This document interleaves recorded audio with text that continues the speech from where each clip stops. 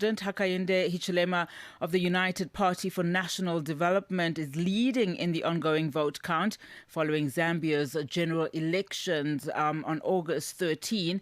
We now welcome on the line Dr Albanie Marcossy, a public policy governance and development specialist, to weigh in on developments. Doc, a very good afternoon to you and thank you so much for your time. Thank you for having me.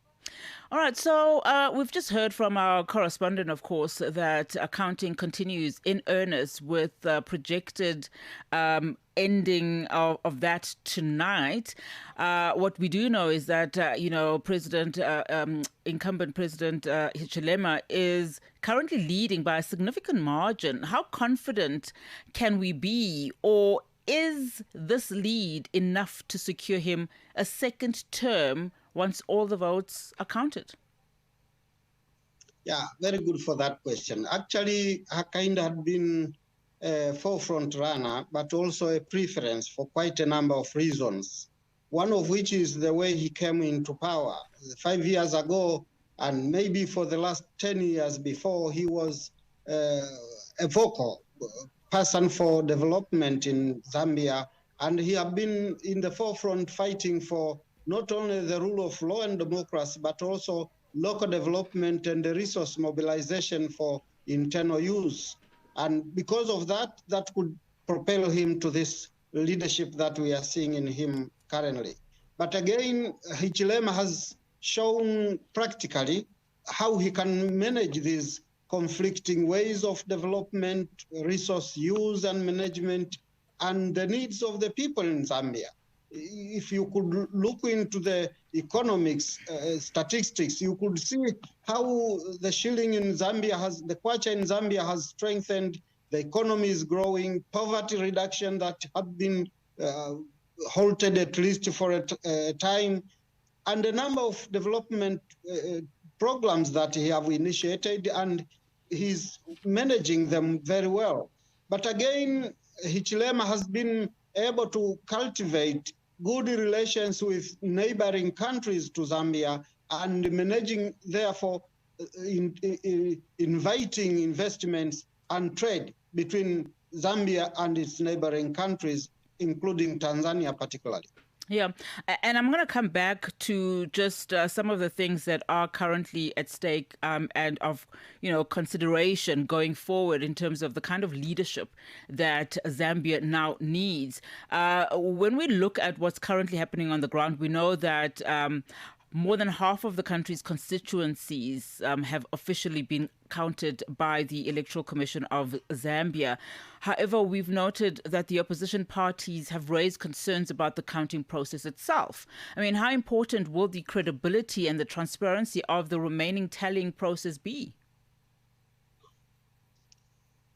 Previously, the opposition have raised a number of issues, and I concur with them because there have been a number of intransparent processes and mismanagement of ballot papers along the electoral process. And that is a serious thing that needs to be looked at, and especially with our region where electoral frauding seems to be taking a huge step ahead of legal processes.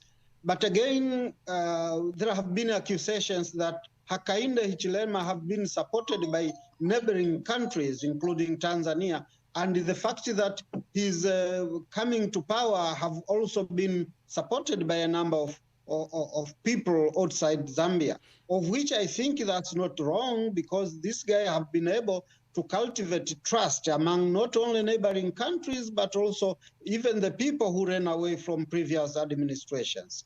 But that being said, that does not rule out the fact that the processes that are due to complete this situation have to be trustworthy to all parties involved. Yeah.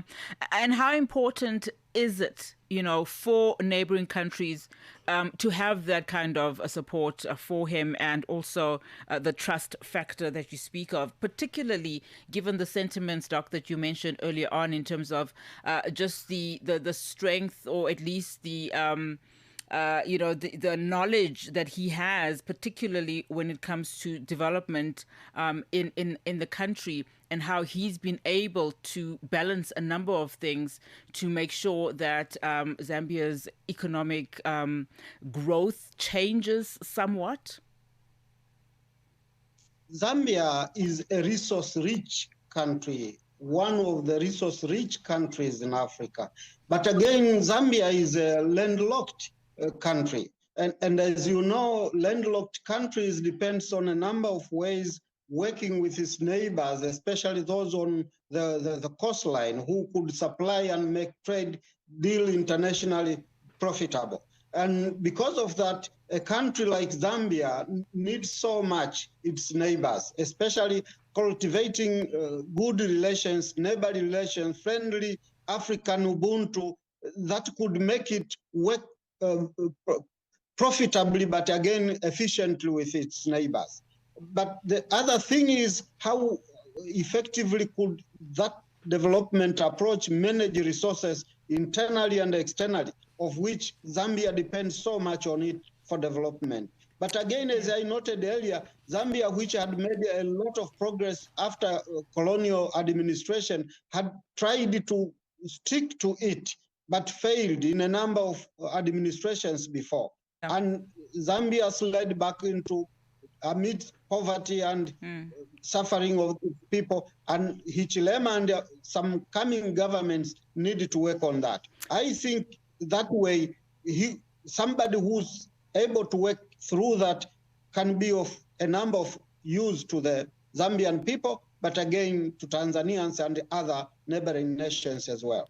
Dr. Marcossy, thank you so much for your time. That was Dr. Albanie Marcossy, a public policy governance and development specialist.